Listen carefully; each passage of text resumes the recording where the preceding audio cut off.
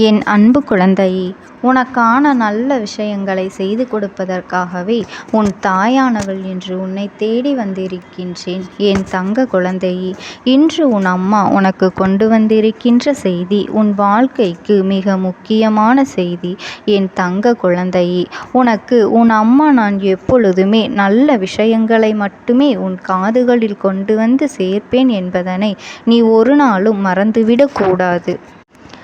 என் தங்கமே, உன்னுடைய கண்ணீருக்கு பதில் கிடைக்க வேண்டிய நேரம் வந்துவிட்டது. என் அழகு பிள்ளையே, உனக்கான நேரம் வரும் வரை நீ காத்திருக்க வேண்டும் என்று உன்னிடத்தில் நிறைய நாட்கள் நான் சொல்லியிருந்தேன் அல்லவா? அப்படிப்பட்ட அந்த நேரம்தான் வந்துவிட்டது. இது உனக்கான நேரம். நீ நினைத்தது மற்றும் நீ ஆசைப்பட்டது அனைத்து விஷயங்களும் நிச்சயமாக நிறைவேறக்கூடிய காலம் வந்துவிட்டது. என் அன்பு குழந்தையே, நீ வாழ்க்கையில் நிறைய வேதனைகளையும் கஷ்டங்களையும் அனுபவித்து விட்டாய். இனியும் என்னால் இதையெல்லாம் தாங்கிக் கொண்டு இருக்க முடியாது என்று நீ புலம்பியதை எல்லாம் இந்த அம்மா நான் அறியாமல் இல்லை. அது மட்டுமல்ல, இனி உன்னுடைய வாழ்க்கையில் இந்த துயரங்கள் எல்லாம் நீங்க வேண்டும், நீ நன்றாக வாழ வேண்டும் என்பதற்காகத்தான் உன்னுடைய சில சூழ்நிலைகளை எல்லாம் மாற்றி உனக்கு நல்லதை கொடுக்க வேண்டும், உனக்கான நல்ல நேரத்தை கொடுக்க வேண்டும் என்று உன் அம்மா நான் இன்று வந்திருக்கின்றேன். என் தங்கமே, இந்த 24வது வருடம் முடிவதற்குள் நான் கூறுவது நிச்சயமாக உன் வாழ்க்கையில் நடந்தே தீரப்போகின்றது. அதனால் இந்த வாக்கினை நீ முழுமையாக கேட்டு தெரிந்து கொள்ள வேண்டும். என் அன்பு பிள்ளையே, நீ மனதளவில் பாதிக்கப்பட்டு சில மாற்றங்களை நீ எல்லா விஷயங்களையும் மனதில் கொண்டிருக்கின்றாய் அல்லவா? என்னவென்று புரிந்து கொள்ள முடியாத சூழ்நிலையில்தான் நீ இருக்கின்றாய். எத்தனை முறை இந்த வாழ்க்கையின் மீது நீ வெறுப்பை காட்டுவது என்று, இந்த வாழ்க்கையே வேண்டாம், இதோடு வெறுத்துவிடலாம் என்று நினைக்கின்ற அளவிற்கு நீ வேதனைப்பட்டு கொண்டிருக்கின்றாய் அல்லவா? என் தங்க குழந்தையே, உன்னுடைய மனநிலையை என்னுடைய பிள்ளை நீ எல்லாவற்றையும் எதிர்கொள்கின்ற துணிவையும் தன்னம்பிக்கையையும் நீ வைத்திருக்கின்றாய் அல்லவா?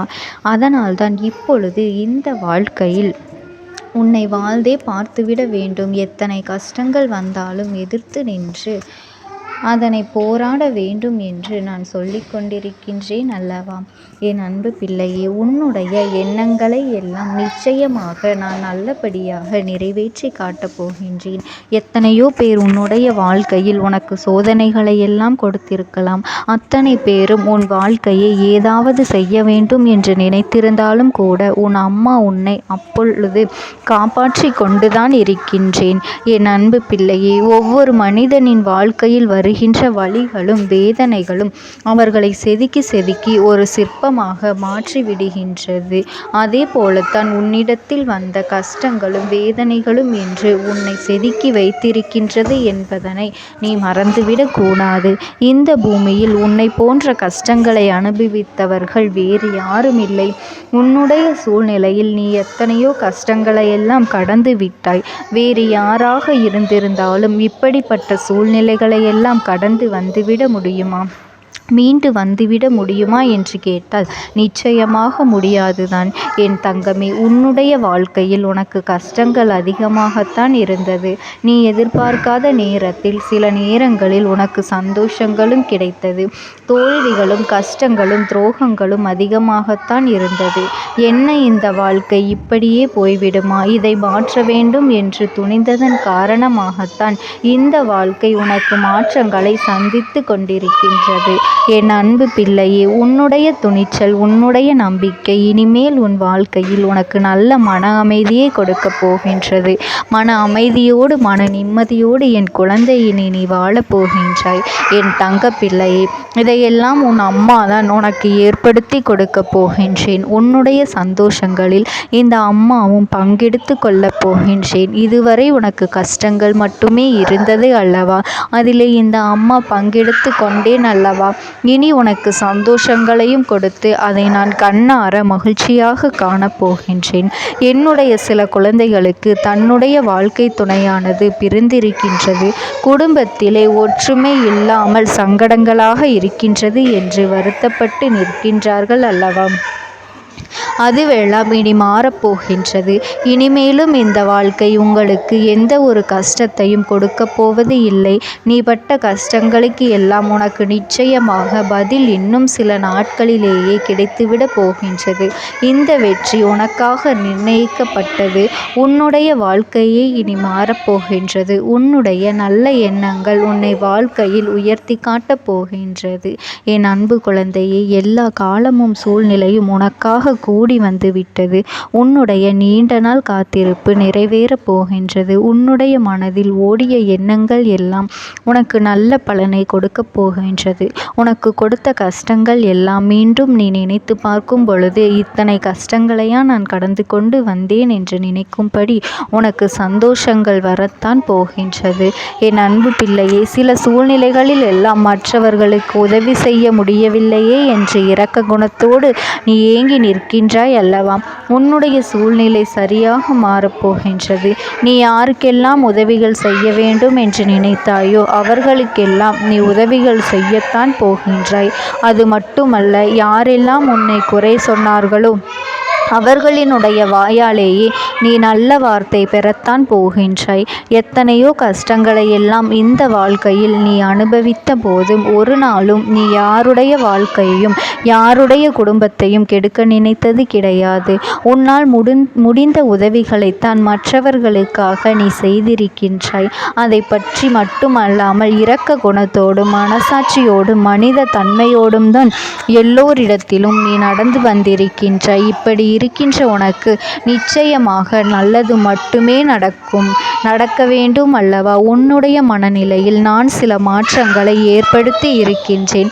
அவையெல்லாம் உன்னுடைய வாழ்க்கையில் அதிரடி திருப்பங்களை கொண்டு வந்து கொடுக்கக்கூடியது. உன்னுடைய மனதில் ஏற்பட்ட அத்தனை கஷ்டங்களும் உன்னுடைய வாழ்க்கையில் ஏற்பட்ட அத்தனை வேதனைகளும் உன் காலடியிலேயே பொசுங்கி போகத்தான் போகின்றது. உனக்கு கஷ்டங்களை கொடுத்தவர்கள் இனிமேல் உன்னிடத்தில் வந்து தானாக மன்னிப்பினை கேட்கத்தான் போகின்றார்கள். என் அன்பு குழந்தையே, இதுவெல்லாம் உன் வாழ்க்கையில் அரங்கேறத்தான் போகின்றது. நீ நினைத்த விஷயத்தில் உச்சத்தை தொடப்போகின்றாய். நீ என்னையே முழுமையாக நம்பி வந்துவிட்ட பிறகு இந்த தாயானவள் என்றுமே உன்னை கைவிட மாட்டேன். என் தங்க குழந்தைக்கு இந்த அம்மாவினுடைய அன்பும் ஆசீர்வாதங்களும் என்றென்றைக்குமே முழுமையாக கிடைத்து கொண்டே இருக்கும். ஓம் சக்தி. ஓம் ஆதிபரா சக்தி. என் அன்பு குழந்தையே, உனக்கான நல்ல விஷயங்களை செய்து கொடுப்பதற்காகவே உன் தாயானவள் இன்று உன்னை தேடி வந்திருக்கின்றேன். என் தங்க குழந்தையே, இன்று உன் அம்மா உனக்கு சொல்ல வந்திருக்கின்ற செய்தியை கேட்டு நீ மனமகிழ்ச்சி அடைய போகின்றாய். ஏன் என்றால் என் செல்ல குழந்தையே, இனி உனக்கான எல்லா கஷ்ட காலமும் தீர்ந்து நல்ல காலம் ஆரம்பிக்க போகின்றது. அதனால்தான் இந்த அம்மா மங்கள செய்தியோடு வந்திருக்கின்றேன். என் செல்லமே, நீ உன் குலதெய்வ கோயிலுக்கு செல்ல வேண்டிய நேரம் வந்துவிட்டது. ஏன் தெரியுமா? உன்னுடைய வேண்டுதல்கள் எல்லாம் பலிக்கின்ற நேரம் வந்துவிட்டது. அதனால்தான் முதலிலேயே உன் குலதெய்வத்தை வணங்கிவிட்டு வா என்று உன் அம்மா நான் உன்னிடத்தில் சொல்கின்றேன். தாயே, நான் தினமும் என் வீட்டில் குலதெய்வத்தை வணங்கி கொண்டுதான் இருக்கின்றேன் என்று சொல்கின்றாயா? இருந்தாலும் பரவாயில்லை என் செல்லமே, நீ ஒரு முறை உன் குலதெய்வ கோவிலுக்கு சென்றுவிட்டு வா. எதற்காக நான் சொல்கின்றேன் தெரியுமா? நம் வீட்டில் குலதெய்வத்தை வணங்குவதற்கும் குலதெய்வத்தின் கோவிலுக்கு சென்று வணங்குவதற்கும் வித்தியாசங்கள் இருக்கின்றது அல்லவா? குலதெய்வங்களின் கோவிலுக்கு சென்று அவர்களிடத்தில் அவர்களை வணங்கினால்தான் அவர்களினுடைய ஆசீர்வாதங்கள் நமக்கு முழுமையாக கிடைக்கும் என்பதனை நீ மறந்துவிடக் கூடாது. குலதெய்வத்தை வழிபடாமல் மற்ற தெய்வத்தை வழிபட்டால் அதில் நன்மை பயக்குமா?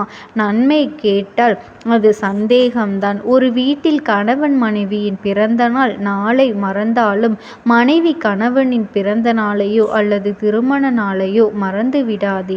எவ்வளவு பிரச்சனைகள் நடக்கின்றது. இப்படி இருக்கக்கூடிய சூழ்நிலையில் நாம் நம்முடைய குலதெய்வத்தை மறந்துவிட்டோம் என்றால் அது எவ்வளவு பெரிய குற்றம்.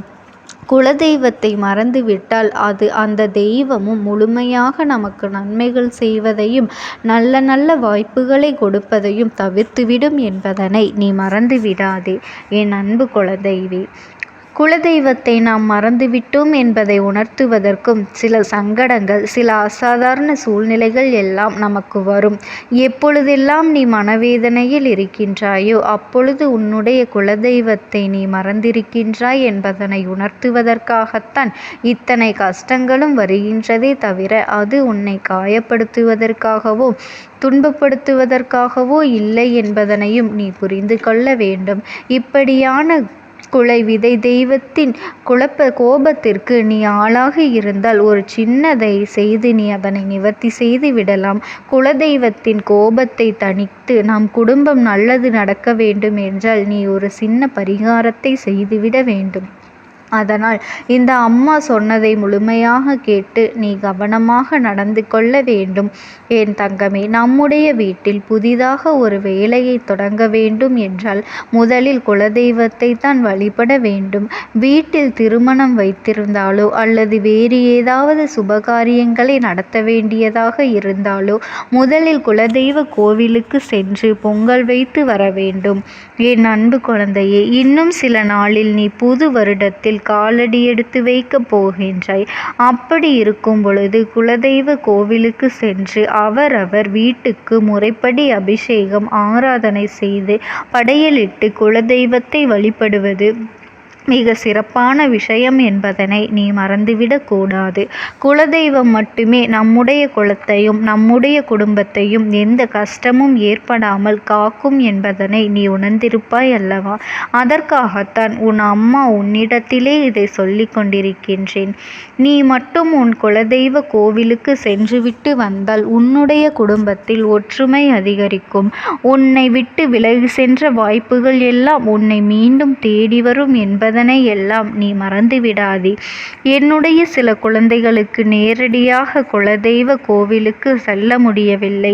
நான் வெகு தூரத்தில் இருக்கின்றேன், என் குலதெய்வம் சொந்த ஊரில் இருக்கின்றது என்று கேட்டால் அதற்கும் ஒரு வழி இருக்கின்றது. உன்னிடத்தில் உள்ள குலதெய்வ கோவிலுக்கு செல்ல வேண்டும் என்ற ஆசை ஏற்பட்டுவிட்டது என்றால் நீ உடனடியாக புது வருடம் வருவதற்கு முன்பே உன் குலதெய்வ கோவிலுக்கு சென்று பொங்கல் வைத்து நீ வழிபாடு செய்துவிட்டு வர வேண்டும்.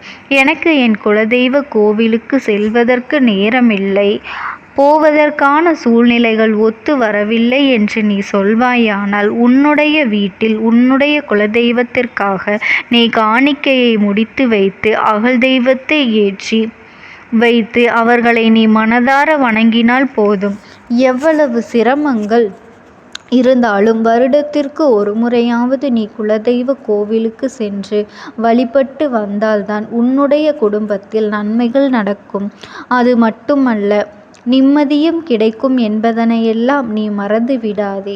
என் அன்பு குழந்தையே, உன்னுடைய வீட்டில் சுபகாரியங்கள் தடைப்பட்டு நிற்கின்றது என்றால் உடனடியாக நீ உன் குலதெய்வ கோவிலுக்கு சென்றுவிட வேண்டும். அப்படி நீ செல்லும் பொழுது நீ காணிக்கை முடிச்சினை வைத்திருக்கின்றாய் அல்லவா? அதை குலதெய்வத்தின் உண்டியலிலோ அல்லது காணிக்கையாக வைத்திருக்கின்ற பணத்தோடு மேலும் சிறிது பணத்தை சேர்த்து உன்னுடைய குலதெய்வத்திற்கு பொங்கல் வைத்து அபிஷேகங்கள் செய்து குறைந்தது 4 பேருக்காவது நீ அன்னதானம் இட வேண்டும். இந்த அம்மா சொன்ன விஷயத்தை நீ புத்தாண்டு வருவதற்கு முன்பே செய்து விடுவது உனக்கு நல்ல பலன்களை கொடுக்கும் என்பதனை நீ மறந்து விடாதே. அதற்காக உன் அம்மா மீண்டும் உனக்கு இதனை உன்னிடத்திலே பொறுமையாக சொல்லி கொண்டிருக்கின்றேன். என் செல்லமே, நீ உன்னுடைய லட்சியங்களை எல்லாம் அடைய வேண்டும் என்றால் அதற்கு உன்னுடைய குலதெய்வத்தினுடைய அன்பும் ஆசீர்வாதங்களும் மிகவும் முக்கியம் என்பதனை நீ மறந்துவிடக் கூடாது. நீ நினைத்த விஷயங்கள் எல்லாம் முழுமையாக நடந்து முடிவதற்கு இன்னும் பாக்கியும் கொஞ்சம் தடங்கல்களும் இருக்கின்றது அல்லவா? அதையெல்லாம் நல்லபடியாக நடந்து முடிய வேண்டுமென்றால் இதனை நீ கட்டாயமாக செய்துதான் ஆக வேண்டும். அதை மட்டும் நீ சரியாக செய்துவிட்டால் நீ மகிழ்ச்சியில் துள்ளி குதிக்கும் நேரம் இங்கு வந்துவிடும். என் அன்பு குழந்தையே, நீ என்ன குழப்பத்தில் இருந்தாலும் சரி, அதையெல்லாம் விட்டுவிட்டு உனக்கான துன்பங்களும் உனக்கான கஷ்டங்களும் இன்றோடு விலகத்தான் போகின்றது, இன்றோடு முடியத்தான் போகின்றது என்று நம்பிக்கை கொண்டு உடனடியாக அம்மா சொன்னதை நீ செய்ய வேண்டும்.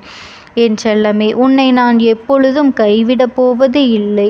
உன்னுடைய கரங்களை வலிமையாக்குவதற்கும் உன்னுடைய பாதுகாப்பை அதிகமாக்குவதற்கும் உன்னுடைய முன்னேற்றத்தை பல மடங்காக உனக்கு கொடுப்பதற்கும் நல்ல செல்வ பலத்தையும் குடும்ப ஒற்றுமையும் மன நிம்மதியும் கொடுப்பதற்காகத்தான் இந்த அம்மா ஒவ்வொரு நாளும் உன்னிடத்திலே வந்து பேசிக்கொண்டிருக்கின்றேன்.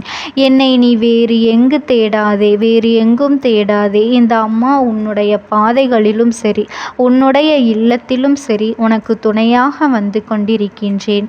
இந்த நேரத்தில் உனக்கு எது நடக்க வேண்டும் என்று இருக்கின்றதோ அதனை நல்லபடியாக காட்டுவது இந்த அம்மாவினுடைய கடமை அல்லவா? என் அன்பு பிள்ளையே, உன்னை ஏமாற்றியவர்களுக்கும் அதே போல கெட்ட காலம் தொடங்கிவிடப் போகின்றது. உன்னை இத்தனை நாட்களும் அளவைத்து அவர்கள் சந்தோஷப்பட்டார்கள் அல்லவா என் செல்லமே? இனி நீ சிரிக்க தொடங்க வேண்டிய காலம் வந்து விட்டது. நீ கேட்ட விஷயங்கள் எல்லாம் உனக்கு நல்லபடியாக நடந்து முடியத்தான் போகின்றது. வருகின்ற புத்தாண்டானது உனக்கு பெருமகிழ்ச்சியை தரக்கூடியதாகத்தான் இருக்கப் போகின்றது என் அன்பு குழந்தையே. அதனால் உன்னிடத்தில் நம்ப வைத்து நம்பிக்கை துரோகம் செய்தவர்களை எல்லாம் எண்ணிக்கொண்டு நீ வறிந்து நிற்காதே. அவர்களுக்கு என்ன தண்டனை கிடைக்க வேண்டும் என்று உன்னுடைய மனதில் நீ ஆசைப்பட்டாயோ அந்த தண்டனையானது நிச்சயமாக அவர்கள் அனுபவிக்கத்தான் போகின்றார்கள் என் அன்பு குழந்தையே. முயற்சிகள் செய்யாதவனுக்குத்தான் முதுகெலும்பு கூட வளையாது. முயற்சிகள் செய்பவனுக்கு பாரங்கள் கூட வளைந்து கொடுக்கும் என்பதனை நீ நினைவில் வைத்துக்கொள். அதனால் நீ உன்னுடைய லட்சியத்தை நோக்கி எப்பொழுதும் முயற்சிகள் செய்து கொண்டே இரு. இந்த தாயானவளினுடைய அன்பும் ஆசீர்வாதங்களும் என்றென்றைக்குமே உனக்கு முழுமையாக கிடைத்து கொண்டே இருக்கும். ஓம் சக்தி. ஓம் ஆதிபரா சக்தி.